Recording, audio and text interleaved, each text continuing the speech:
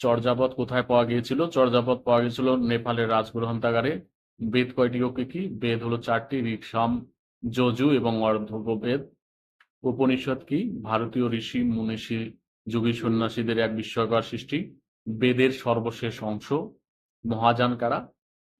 বৌদ্ধ দর্শনের যে বৌদ্ধ সম্প্রদায়ের উদারপন্থী যারা, তাদেরকে বলা হয় মহাযান। বৌদ্ধ ধর্মের প্রধান দুটি সম্প্রদায়ের নাম হলো হীনযান এবং মহাযান। শিলভদ্র কোন মহাবিদ্যালয়ের আচার্য ছিলেন? শিলভদ্র ছিলেন নালন্দা মহাবিদ্যালয়ের আচার্য। চারবাক শব্দের অর্থ কি? চারবাক শব্দের অর্থ হলো মধুর কথা। শান্তিরক্ষী কে ছিলেন? শান্তিরক্ষী ছিলেন নালন্দা বিহারের আচার্য, বৌদ্ধ ধর্ম ও দর্শনের প্রচারক। অতীশ দীপঙ্করের জন্মস্থান ছিল বাংলাদেশের বিক্রমপুরের বজ্রযোগিনী গ্রামে। সুফিবাদের পথ কয়টি? সুফিবাদের পথ 4টি, যথা শরীয়ত, তরিকত, হকিকত এবং মারেফাত। গীত গোবিন্দ কোন ভাষায় রচিত? গীত গোবিন্দ ছিল সংস্কৃত ভাষায় রচিত। গৌড়ীয় বৈষ্ণব ধর্মের প্রবর্তক ছিলেন শ্রী চৈতন্যদেব। বৈষ্ণব ধর্মের প্রবর্তক ছিলেন চৈতন্যদেব, শ্রী চৈতন্যদেব। বাঙালি দর্শনের সূচনা হয়েছিল প্রাচীন বৈদিক চিন্তাধারা থেকে। বৈদিক দর্শনের উৎস বেদ ও উপনিষদ। শান্তিরক্ষীর জন্মগ্রহণ করেছিলেন বর্তমান ঢাকা জেলার সাভারের এক রাজবংশে। শ্রীকৃষ্ণ কীর্তনকে রচনা করেছিলেন বরুচণ্ডী দাস। বাউল কারা? বাউল শব্দের অর্থ হলো ভাবের পাগল বা প্রেমের পাগল।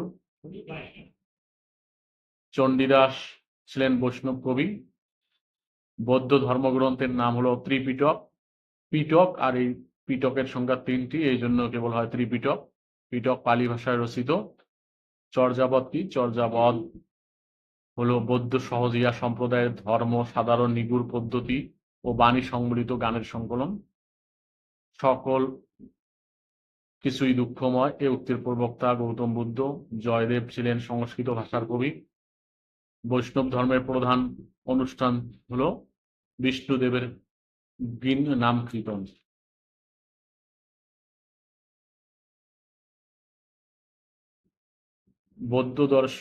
বৈদিক দর্শন কি? সাংখ্য, যোগ, ন্যায়, বৈশেষিক, মীমাংসা ও বেদান্ত, এই 6টি দর্শনকে বৈদিক দর্শন বলা হয়। প্রজ্ঞা পারমিতা কি?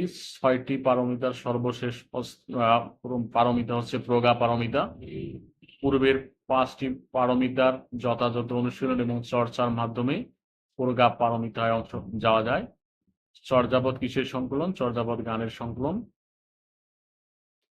অতীশ দীপঙ্করের প্রচারিত মতবাদের নাম শূন্যতাবাদ। চর্যাপদের পদকর্তা 23 জন, মতান্তরে 24 জন। বাঙালি দর্শনের দুটি অবৈদিক উপাদান হলো চারবাক দর্শন এবং জৈন দর্শন। বাউল শব্দের অর্থ হলো প্রেমের পাগল বা গান ভাব পাগল। শিলভদ্র কে ছিলেন? শিলভদ্র ছিলেন একজন বৌদ্ধ দার্শনিক।